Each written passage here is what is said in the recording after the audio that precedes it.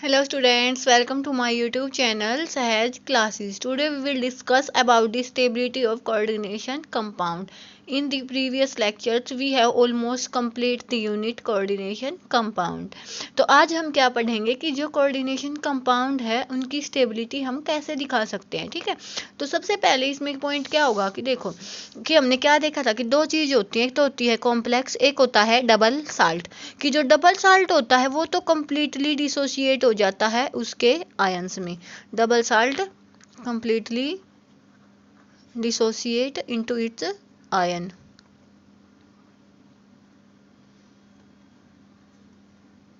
But जो complex होते हैं वो कम्प्लीटली डिसोशिएट नहीं होती, लेकिन कुछ एक्सटेंट तक तो वो डिसोशिएट हो जाते हैं, बट कैन डिसोशिएट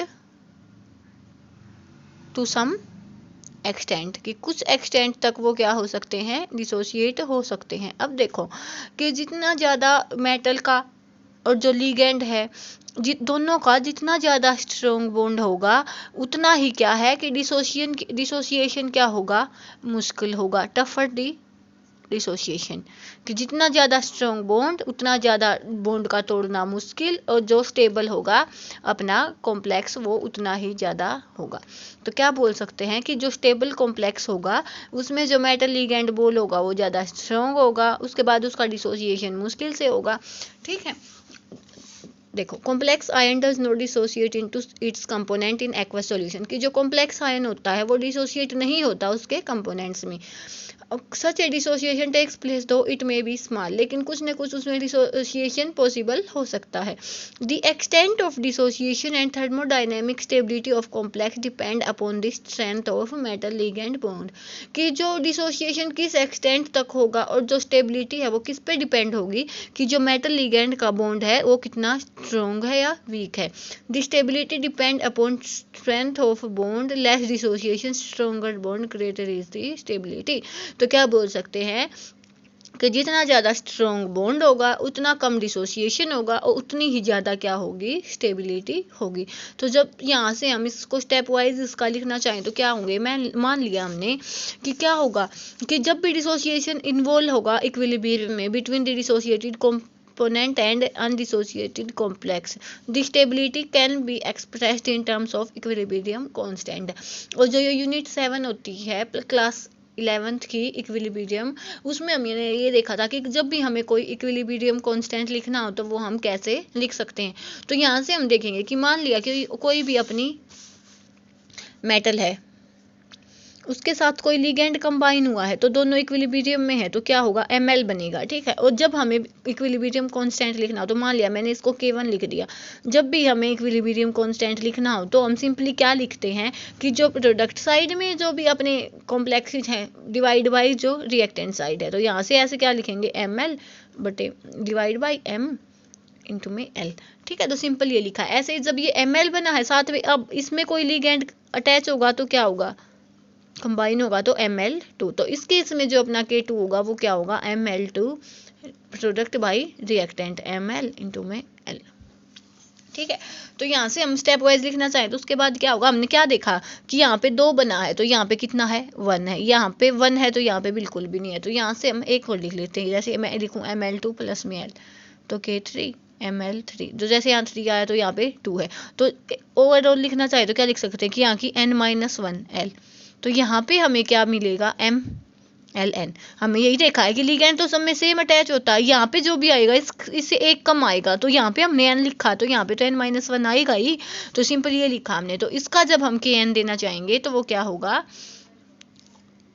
Kn देना चाहेंगे क्या होगा, प्रोडक्ट बाई में रिएक्टेंट MLN-1। अब मैं इससे एक टॉप का लिखना चाहूँ, जैसे मैंने यहाँ पे लिखा तो MLN-2 प्लस में L, तो यहाँ पे क्या आ जाएगा, MLN-1। इससे एक कम आता है तो एम, हाँ यहाँ भी आ जाएगा, ठीक है। तो अब हम देखेंगे ना, तो देखो जब मैंने इन दोनों की मल्टीप्लाई की तो उस केस में जो ये एम एल है, ये एम एल तो आपस में कैंसिल आउट हो गया, बचा क्या कि जो एम एल टू बचा है और साथ में एम और एल का स्क्वायर बच गया। लेकिन जब ऐसे ही मैं ऐसे इसको वन बाय वन लिखते चलेंगे ना हम, तो हम क्या देख सकते हैं कि जो अपना जो टोटल कॉन्स्टेंट होगा ना, जो लास्ट वाले का, मान लिया मैंने ये लिखा सिंपल कि यहाँ पे तो मेटल है, यहाँ पे एन लिगेंड है, इससे हमें क्या मिला एम एल एन, और इसको मैंने बीटा लिख दिया। तो बीटा किसके इक्वल होगा, जो भी अपना K1 था, K2 था, K3 था, जो भी Kn तक चले जाएंगे ऐसे ही, तो अपना जो बीटा होगा वो इसके इक्वल होगा। तो इसको ही हम क्या बोलते हैं, ओवरऑल स्टेबिलिटी कांस्टेंट भी बोलते हैं, जो किसके इक्वल होगा कि जितनी स्टेप वाइज थी ना अपनी, जितनी भी स्टेप वाइज इक्वेशंस हमने लिखी हैं उन सब की जब मल्टीप्लाई कर देंगे, उनके कांस्टेंट की जब मल्टीप्लाई कर देंगे तो वहां से हमें क्या मिलेगा, ओवरऑल स्टेबिलिटी कांस्टेंट, ठीक है। और इस ऐसे ही हमें जब इनस्टेबिलिटी कांस्टेंट दिखाना हो तो वो क्या हो जाएगा, स्टेबिलिटी कांस्टेंट का इनवर्स हो जाएगा, रेसिप्रोकल ऑफ स्टेबिलिटी कांस्टेंट। इसका हम एक एग्जांपल भी ले सकते हैं, जैसे कैसे Cu2+ है, यहाँ से मैंने इसमें NH3 डाला तो यहाँ पे क्या लिखा गया, CuNH3 की NH3 सिंपल है 2+, और जहाँ यहाँ से जब हम इसको K1 लिखेंगे, कांस्टेंट लिखेंगे, तो वो कैसे लिखेंगे, CuNH3 2+ डिवाइड बाई Cu2+, और साथ में क्या NH3, सिंपल क्या लिखा हमने कि जो प्रोडक्ट डिवाइड बाई रिएक्टेंट है। ऐसे ही ये इतना हो गया, इसमें हम और डालते हैं कितना, CuNH3 2+, NH3 होता है एक न्यूट्रल लिगेंड होता है, तो जो पॉजिटिव नेगेटिव चार्ज इस पे कोई इफेक्ट इसका होगा नहीं, तो यहाँ पे क्या आएगा, NH3 की 2+, तो यहाँ से हम K2 लिखना चाहें तो क्या लिखेंगे, CuNH3 की 2+ और डिवाइड बाई CuNH3 2+ प्लस में NH3, ऐसे ही लिखेंगे। ऐसे जब हम इसका नेक्स्ट में लिखेंगे तो CuNH3 की 2+ प्लस में NH3, तो यहाँ से हमें क्या मिलेगा, CuNH3 की 2+, तो यहाँ से हम जब K3 लिखेंगे तो वो क्या होगा, CuNH3 की 2+ डिवाइड बाई CuNH3 की 2NH3,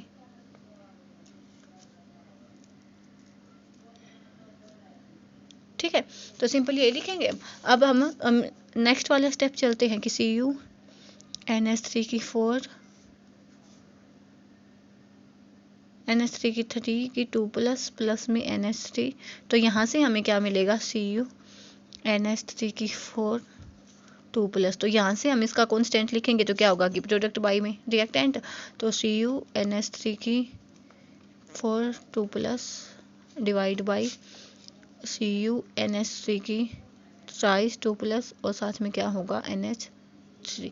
अब हम इसका ओवरऑल कांस्टेंट लिखना चाहें तो वो कैसे होगा, किसके इक्वल होगा, देखो यहाँ से हम कंबाइन करना चाहें, इन सबको कंबाइन करके लिखें तो हम सिंपली क्या भी बोल सकते हैं, हमें लास्ट में चाहिए तो यही है कि CuNH3 की 4+, जो इसकी फर्स्ट सेकंड, ये तो हमने क्या लिखा है, इसके स्टेप वाइज कांस्टेंट। मैं इसकी ओवरऑल इक्वेशन बनाना चाहूँ तो क्या लिख सकती हूँ कि Cu2+ था, इसमें मैंने क्या डाले हैं, 4NH3 डाल दिए, तो जिससे मैंने क्या मिल गया, CuNH3 की 4 2+। ओवरऑल लिखेंगे तो यही लिखेंगे हम इसकी इक्वेशन, और यहाँ से हम इसका कांस्टेंट लिखेंगे तो क्या आएगा, जैसे बीटा बोल दे तो हम इसको CuNH3 की 4 2+, साथ में Cu2+ और साथ में NH3 की 4।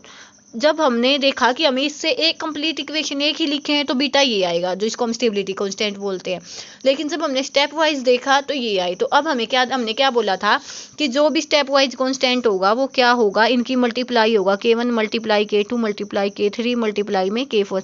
तो अब हमें ये बताना है कि जब हम ये K1 K2 K3 K4 लिए कि इनकी मल्टीप्लाई करेंगे तो वो इसके इक्वल आनी चाहिए, तब हम बोल सकते हैं कि जो हमने पढ़ा है वो सही पढ़ा है। तो अब हम इनकी 1 बाय 1 वैल्यू लिखते हैं, तो पहले सबसे पहले K1 की लिखते हैं। K1 क्या था, CuNH3 की 2+ डिवाइड बाई Cu2+ साथ में NH3, ठीक है, मल्टीप्लाई में K2 में क्या था, CuNH3 2+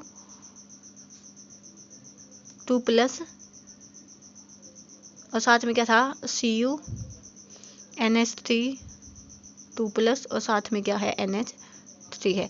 ऐसे ही जब हमने K3 लिखा तो उसमें क्या था, CuNH3 की साइज 2+ और यहाँ पे CuNH3 की 2+ प्लस यहाँ पे NH3। और जब हमने K4 लिखा, K4 में क्या आया था, CuNH3 की 4 2+ और साथ में CuNH3 की साइज 2+ साथ में NH3। हमने ये देखा था। देखो अब इससे जो ये अपना CuNH3 2+ है, इससे तो अपना ये कैंसिल हो गया, इससे ये कैंसिल हो गया, इससे ये कैंसिल हो गया।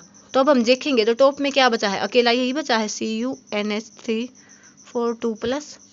और जो डिवाइड आएगा उसमें क्या बचा है, एक NH3 2 3 4, तो और साथ में क्या है Cu 2+ है, तो Cu 2+ और साथ में NH3 की 4। तो हमने क्या लिखा था, हमने यही लिखा था कि जो ओवरऑल स्टेबिलिटी कांस्टेंट अपना बीटा आया था जब हमने फर्स्ट से बिल्कुल लास्ट बनाया था। देखो जब हमने फर्स्ट से बिल्कुल लास्ट बनाया था तो एक ही इक्वेशन में बनाया था, तो अपना कांस्टेंट ये आया था। स्टेप वाइज बनाया था तो ये आया था। हमने क्या बोला था कि जो भी स्टेबिलिटी कांस्टेंट होगा वो क्या होगा, इनकी मल्टीप्लाई होगा। तो ये हमने प्रूव भी कर दिया कि जो भी स्टेबिलिटी कांस्टेंट होगा वो क्या होगा, इन सबकी मल्टीप्लाई होगा।